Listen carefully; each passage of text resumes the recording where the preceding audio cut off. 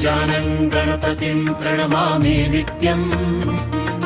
विघ्नविनाशक वरद सुख सत्यम् लम्बोदरं बालचन्द्रं सुमुखम्